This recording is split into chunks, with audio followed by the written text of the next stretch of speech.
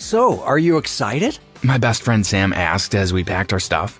It was our final day of college and we were getting ready to leave.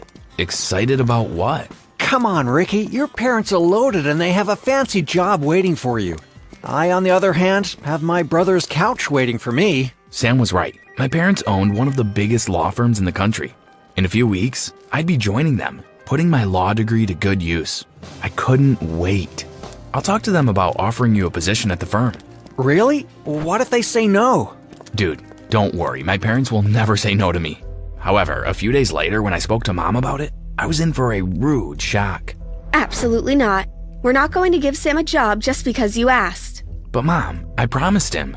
Why would you do such a thing? We are not a charity organization, Ricky. I really pleaded with her, but she didn't budge. So I had to go over to Sam's house and give him the bad news.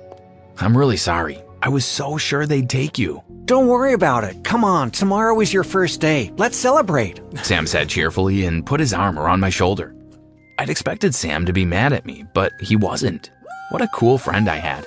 Too bad by the end of this video, Sam and I will no longer be friends. Want to know what happened? Keep watching. Hey Mom, which one is my office? I asked, walking into her huge office on the top floor of the building. Please have a seat, Ricky. I need to talk to you. I sat down eagerly. She probably wanted to discuss my salary, or maybe she was about to assign me my first client. How exciting, I thought. Ricky, you are not ready to practice law yet. You're fresh out of college. I stood up and took a step back. What? But you said I had a job waiting for me here. You do have a job here. You'll be working in the copy room, making photocopies and printing documents. This had to be some kind of joke. The copy room? I worked so hard in college only for you to send me to the copy room? Why? At this point, I was shouting so loud it was starting to attract the attention of other employees. I can't tell you why. Now get to work. There's no way I'm working in that dusty old room. Then you'll starve and live on the streets. You're kicking me out? We won't have to if you take the job we are offering. I walked out of the office and took the elevator to the basement of the building, which was where the copy room was. I hated my life. Months went by and my parents didn't change their mind. I hated going to work and I was starting to hate them too. At home, I avoided them and chose to spend most of my time out with Sam, who still hadn't got a job. They're being so unfair. I mean, you're their son. How can they let you suffer like this? Sam and I were playing video games at his brother's house. I don't think I can do it much longer. My paycheck is a joke. I deserve to be paid so much more, and they know it. It's not like they can't afford it. I feel like they don't care about me anymore. I don't even think they'd miss me if I disappeared. Sam looked to be in deep thought. What if you did? He said finally. Did what? Disappear. You're not making any sense, dude. Think about it. What if we made you disappear? Do you think your parents would pay to get you back? You're scaring me. Hear me out. You disappear for a few days. We make them think you've been kidnapped and ask for money. They pay us and boom, we're rich. You are crazy. I laughed, but Sam didn't. Wait, you're serious? Very. So, what do you say? What do you think I said? What would you say? Would you fake your own kidnapping and make your parents pay millions of dollars? You might not like the choice I made, but remember, I was very angry at Mom and Dad at the time. Planning the drama we were about to stage was easy. Oh, in case you were wondering, I said yes to Sam's devious proposal. We needed a place for my kidnappers to take me and keep me, up until the exchange was made. Sam's brother was out of the country, so we decided his basement would work perfectly. This room will be great for photos and the ransom video, Sam said excitedly as we toured the musty room. Just then, the doorbell rang and Sam ran to answer it. I followed him and found him fist-bumping two strangers, a young man and woman, both around our age. They were carrying shopping bags. Ricky, meet my cousins Dave and Jenny. They'll be helping us with your kidnapping. I had no idea we were involving other people. We have to make it look believable. They also brought supplies. Supplies? I was now realizing that Sam had put much more thought into this than me. Yeah, we brought masks, zip ties, duct tape, and other things. Jenny answered. I stared as they emptied their shopping bags on the table. Sam said you'll be asking for $1 million from your parents? Yeah. There's been a change of plans. You need to ask for $2 million. What? Why? Well, Jenny and I are part of the deal now. Do the math, Richard. I didn't like Dave's tone. Also, he looked like he hadn't had a shower in weeks. Sam? I looked to my friend for help. Dave is right. 1 million is too little to split 4 ways. Sam could hardly look me in the eye. What was he hiding? We have him, and all we need is $2 million and we'll let him go. A masked Dave stood in front of a camera, recording the video to be delivered to my parents' house. I sat directly behind him, tied to a chair, my head hanging low. The whole scene was straight out of a movie. It had been 2 days since my family last saw me. Our plan was going smoothly so far. Sam and Dave had grabbed me outside the firm as I walked to my car. They'd put me in a dark van, then drove off. You have 4 days to deliver the money to this address. Dave recited the address to an old isolated church that was no longer in use. Do not call the police or alert the media if you want to see Ricky again, he threatened. Early the next day, Dave, disguised as a pizza delivery man, left a pizza box at my parents' front door.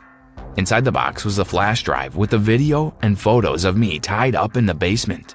4 days later, we all got in the dark van and went to the church. We parked behind some bushes and waited. What if they don't show up? I asked nervously. Then we keep holding you, Dave said sternly. What? I never agreed to that. Relax, he's just messing with you. Sam laughed. Guys, look! Jenny exclaimed. We all looked out the van to see a car approaching. That's Dad's car. We watched as Dad got out of the car carrying a duffel bag. He looked around for a few seconds, then placed the bag on a bench. When he got back in his car and drove off, Sam ran to the bench and grabbed the bag. Woohoo! This is incredible! I can't believe they were dumb enough to believe you were in danger. Clearly, Sam was having a great day. On the other hand, I was overcome with guilt. Cheer up, Ricky, we're rich. Now go home and put on your best show. A few minutes later, they dropped me off a few blocks from my parents' house. After rolling in the dirt a few times, I walked up our driveway and rang the doorbell. Mom opened the door and screamed in horror. Goodness! What did they do to you? Are you hurt? Mom had been fussing over me for close to an hour. I'm fine, Mom. I just need a shower and some rest. Truth was, guilt was eating me up, and I wanted to get out of the room as fast as I could. Just then, a worried-looking Dad walked in. Ricky, you're already home? Yeah, Dad, they dropped me off down the road. Where were they holding you? I really don't know. They blindfolded me the whole time. Please don't call the police. The kidnappers said they'll hurt one of us if we talk to the cops. Also, I didn't see any of their faces, so... Ricky, please calm down. We know you've been through a lot the last few days, but there's something we need you to know. I sat down and they looked at each other uncomfortably. Before your grandmother died, she left you a lot of money. She did? Why didn't you ever tell me? Well, the money came with some conditions. What conditions? First, you had to graduate college, and second, you had to work in the firm's copy room for 1 year. Once you fulfilled those 2 conditions, we were to release the money to you. I was in shock. So this is why you had me working there? I thought you hated me. What? No. We always want the best for you, but we had to do as she asked so you could get the $2 million in her will. $2 million? That's a lot of money. I'll continue to work in the copy room until the end of the year like Grandma wanted. Ricky, we are afraid the money is gone. What?